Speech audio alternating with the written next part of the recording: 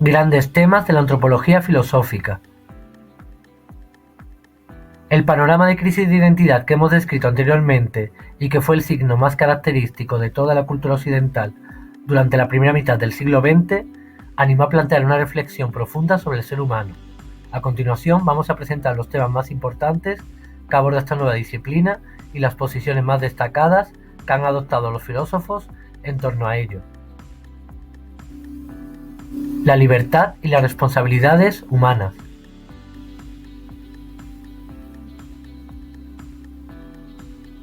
En el debate sobre la libertad humana se diferencian dos cuestiones fundamentales. ¿Qué entendemos por libertad humana? ¿Es el ser humano realmente libre o la libertad es solo una ficción? La libertad es la capacidad de un sujeto para elegir entre varias opciones sin que se lo impida una fuerza exterior a él. Según esta primera definición, podemos distinguir dos niveles de libertad: la libertad interna y la libertad externa. La libertad interna consiste en la capacidad que posee el sujeto para elegir entre distintas posibilidades en cuestiones que lo afectan. Es la libertad de la voluntad y a veces también se la llama libre albedrío. La libertad, así entendida, es el fundamento de la conducta moral.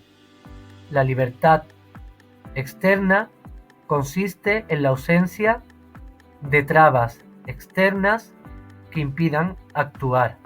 Este tipo de libertad afecta exclusivamente a la acción, pero no a la elección. Es decir, alguien privado de libertad externa siempre puede, en cambio, mantener su libertad interna. Así, por ejemplo, el preso que se encuentra en la cárcel tiene limitada su libertad externa, sin que se vea afectada por esta razón su libertad interna. Existen debates filosóficos que afectan ambos tipos de libertad. Sin embargo, la antropología filosófica solo tiene por objeto la libertad interna. El debate en torno a si se debe poner límites a la libertad externa y en qué circunstancias corresponde al ámbito de la ética y la filosofía política. El problema que plantea la libertad interna es el de su propia existencia.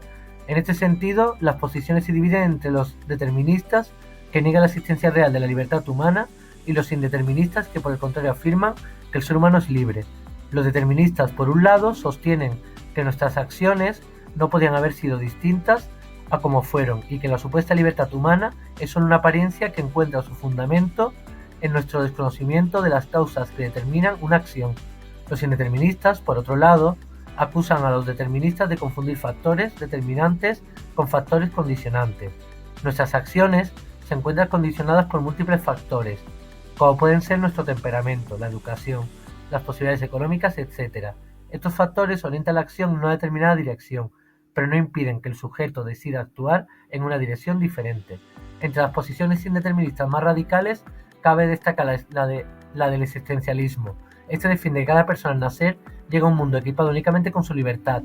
Esta libertad es la que permite elegir entre distintas posibilidades. No podemos dejar de ser libres, estamos condenados a serlo. Los existencialistas sostienen que con cada elección que realiza el individuo, éste se construye a sí mismo, es decir, se va dotando de una esencia que no tiene al nacer. Por otra parte, cada vez que un sujeto realiza una elección, renuncia a otras posibilidades que se le cierran ya para siempre. A medida que se elige, se construye la propia esencia, pero se pierde irremediablemente la libertad.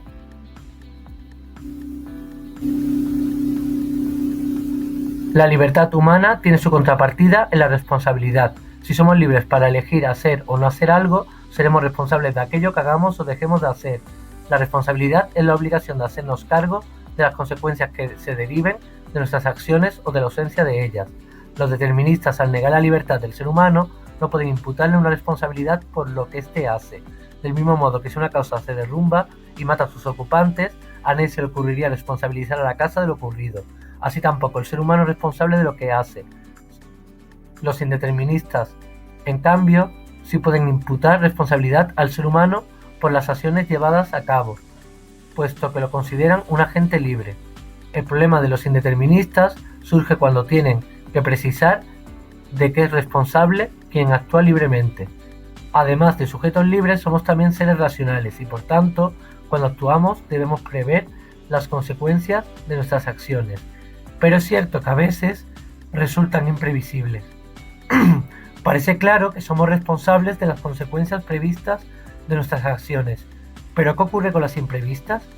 Una posible solución a este conflicto consiste en distinguir dentro de las consecuencias imprevistas aquellas que eran previsibles de las que eran completamente imprevisibles. De acuerdo con esta distinción, los seres humanos seríamos responsables tanto de las consecuencias previstas como de las previsibles, pero no lo seríamos de las imprevisibles. La cultura humana y el universo simbólico. El lenguaje, los mitos, la religión o el arte son universales culturales y presentan una característica común. Son sistemas de símbolos. Los sistemas de símbolos constituyen representaciones de la realidad en los que la relación entre el signo y su significado ha sido establecida de modo convencional. La cultura, en su conjunto, consiste en un complejo entramado de sistemas simbólicos construidos por el ser humano. Gracias a este universo simbólico, el hombre trasciende los límites de la vida orgánica en la que están atrapados otros seres vivos. Pero al mismo tiempo, los símbolos se interponen entre él y la realidad, impidiéndole el acceso directo a ella. El estructuralismo fue una corriente filosófica del siglo XX que se centró en la comprensión del ser humano a través del análisis de la cultura. Partía del estudio del universo simbólico en donde habita el ser humano para construir una teoría opuesta al existencialismo y su reivindicación de la libertad. Según dicha teoría, existen estructuras profundas e inconscientes que son determinantes en la elaboración de los sistemas simbólicos que forman toda cultura. Estas estructuras explican la similitud que existe entre diferentes culturas, por muy distantes que se encuentren entre sí.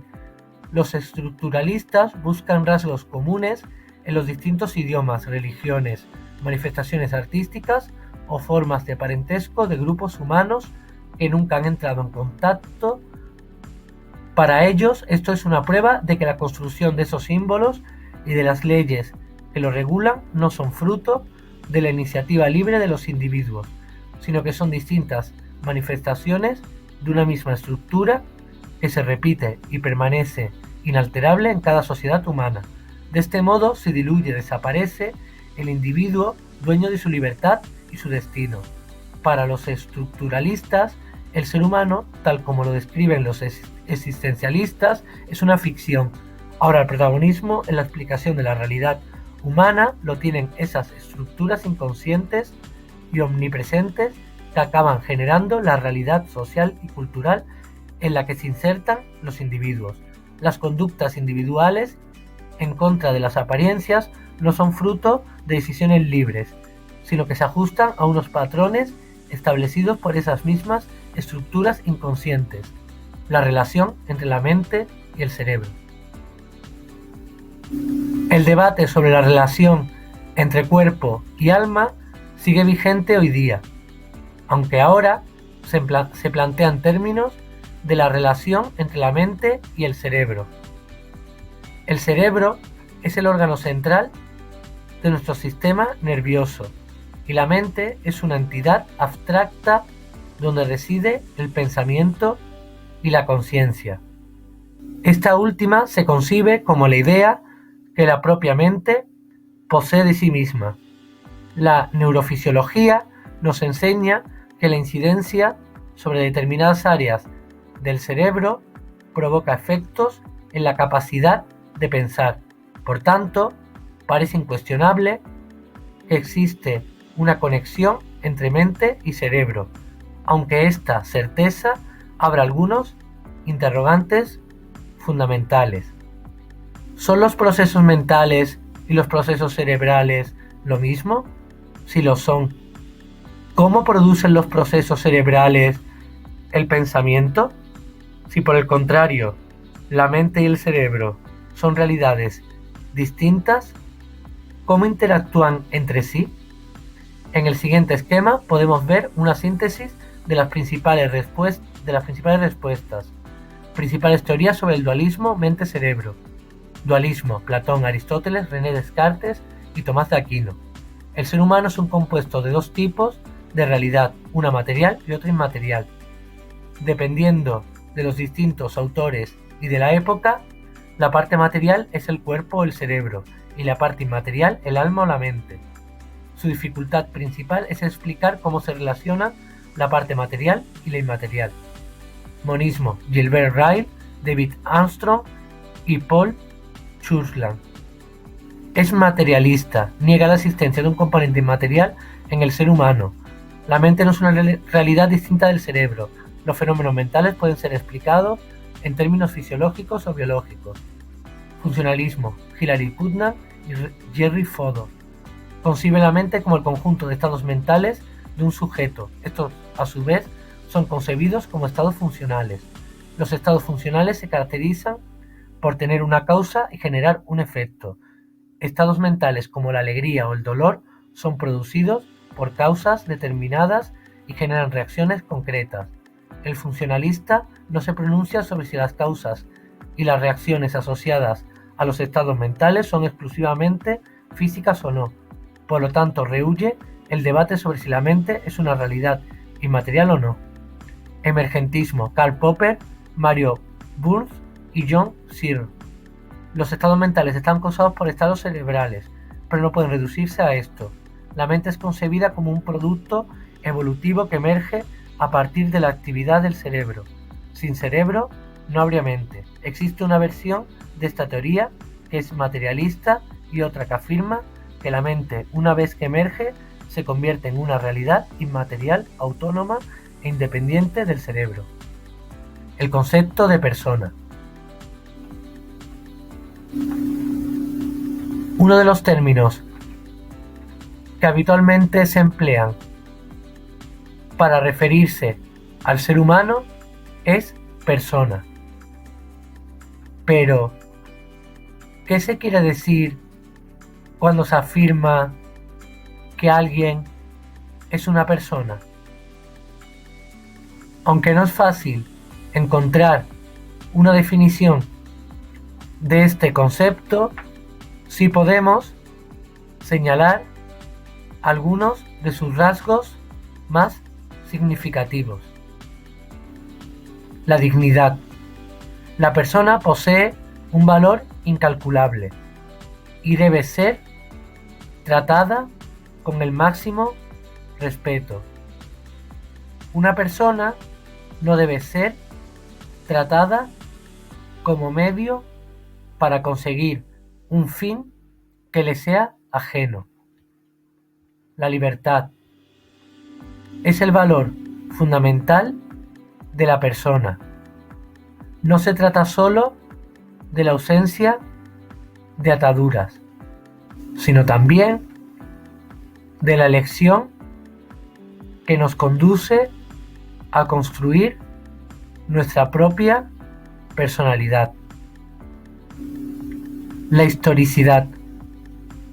La persona no es un ente abstracto, es un espíritu encarnado en un cuerpo y situado en un momento histórico concreto. La comunidad. El ser humano es persona cuando se proyecta hacia los demás y comparte con ellos una existencia que solo puede ser auténtica si se basa en la coexistencia y se orienta hacia la trascendencia. El personalismo, corriente filosófica liderada por el pensador francés Emmanuel Mounier, gira en torno al concepto de persona. Se opone al individualismo subjetivo del existencialismo y a la disolución del individuo que propone el estructuralismo. Para los personalistas, el individualismo es la esencia de la ideología de la sociedad burguesa occidental, responsable de la crisis que vive la humanidad. Por otra parte, acusa al estructuralismo de conducirnos hacia la inoperancia y la resignación. Mounier distingue tres dimensiones de la persona y propone tres ejercicios para que la humanidad logre vigor y pueda así afrontar su situación histórica de crisis en la que se ha visto sumida desde principios del siglo XX. Dimensiones. Encarnación. La persona se vincula a un cuerpo. Vocación.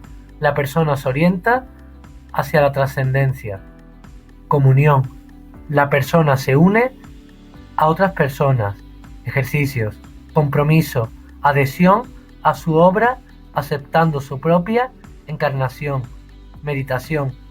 Búsqueda de la propia vocación. Reunión. Entrega de sí a la vida y a los demás. La conciencia de la muerte. En su sentido fundamental, la muerte es la pérdida de las características propias de la vida. El ser humano es el único que es consciente de su propia muerte. Esto hace que ella sea un elemento constitutivo de su vida. Esta conciencia nos obliga a dotar de un sentido a nuestra existencia. La reflexión sobre la muerte conduce a dos tipos de planteamientos generales: concebirla como un final definitivo o como un tránsito hacia otro tipo de existencia. En general, los defensores del monismo materialista se inclinan por la primera opción, mientras que los dualistas suelen optar por la segunda. En cuanto a la reflexión sobre la vida desde la conciencia de la muerte, Heidegger afirma que el sentido de la vida humana radica en su temporalidad, pues es finita en el tiempo. Ante este hecho, caben dos actitudes: vivir una existencia falsa, olvidándose de su finitud y considerándose una realidad permanente, o vivir una existencia auténtica siendo consciente de la limitación temporal y con la urgencia de quien tiene que llevar a cabo su proyecto en un tiempo que se agota.